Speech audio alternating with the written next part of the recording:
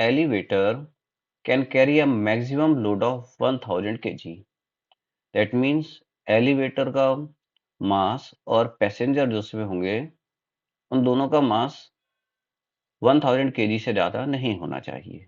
ये उसका maximum load है जो वो कैरी कर सकती है। अब वो जो लिफ्ट है वो कांस्टेंट स्पीड 2 मीटर पर सेकंड से मूव हो रही है। तो ये हमारी एलिवेटर है, ये ऊपर के डायरेक्शन में, या डायरेक्शन नहीं बताया लेकिन उससे कोई फर्क नहीं पड़ने वाला है। ये ऊपर जा रही है 2 मीटर पर सेकंड से। ओके, इसकी वेलोसिटी है, नॉट एक्सीलरेशन। अब हमें मालूम है कि यहाँ बहुत सारे फ्रिक्शनल फोर्स होंगे, जैसे यहाँ पर मोटर वगैरह लगाते हैं, वायर्स होते हैं, तो फ्रिक्शन फोर्स आपको मिलेगा और वो फ्रिक्शन फोर्स कितना है? 2200 न्यूटन। तो यहाँ पर मैं इस फ्रिक्शन फोर्स को स्मॉल एफ से डिनोट करता हूँ। और अब इस एलिवेटर को चलाने के लिए हमें मोटर की रिक्वायरमेंट होती है, तो उसकी कितनी पावर होनी चाहिए वो हमें पता करना है। तो यहाँ पर बहुत ही छोटा सा कॉन्सेप्ट लगाएंगे। वो कॉन्सेप्ट क्या होता है कि अगर कोई भी चीज, एलिवेटर नहीं, कोई अगर व्हीकल भी हो और वो कांस्टेंट स्पीड से मूव होना चाहता है, तो उस पर जो नेट फोर्स होगा वो हमेशा जीरो रहेगा। तो एफ नेट जीरो होना चाहिए। अब एफ नेट का मतलब क्या होगा यहाँ पर कि हमें नेट फोर्स निकालने पड़ेंगे, कौन कौन से होंगे। तो पहला फोर्स तो होगा इस पूरे सिस्टम का वेट, जो कि नीचे के डायरेक्शन में होगा। अब फ्रिक्शन फोर्स भी होगा, तो फ्रिक्शन फोर्स कहाँ होगा?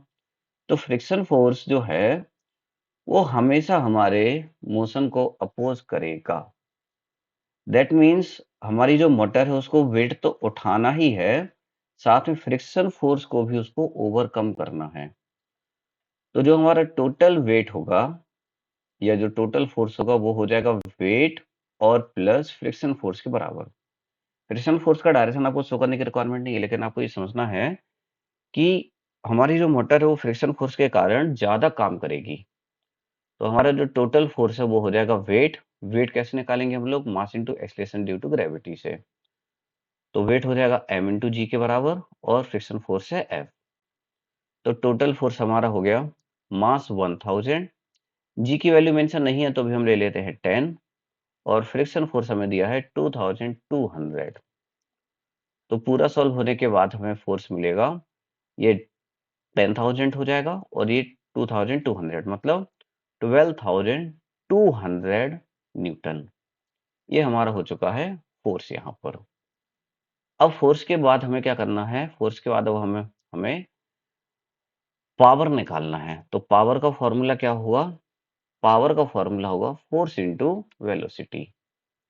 ठीक है, ये F net equal to zero की यहाँ पर रिक्वायरमेंट नहीं आई, वैसे कहीं कहीं पर हो सकती है इसलिए मैंने समझा दिया। तो हम पावर निकालते हैं, तो पावर के लिए फोर्स है हमारा 12,200 और वेलोसिटी दी गई है 2। सभी ऐसा यूनिट में है तो कोई प्रॉब्लम वाली बात नहीं है, लेकिन थोड़ा सा ध्यान रखना कि यहाँ पर हमें ना हॉर्स पावर में निकालना है, और ये जो हम निकालेंगे ना ये वॉट में निकलेगी, तो उसको हमें क्या करना पड़ेगा? 746 से डिवाइड करना पड़ेगा। तो ये छोटा सा कैलकुलेशन है, इसको आप थोड़ा सा करेंगे तो इसको करने के बाद हमें हमारा फाइनल आंसर मिल जाएगा। थोड़ा सा मैं बता देता हूँ कि आप इसमें और क्या क्या कर सकते हो, लेकिन पूरा तो कैंसिल नहीं होने वाला है।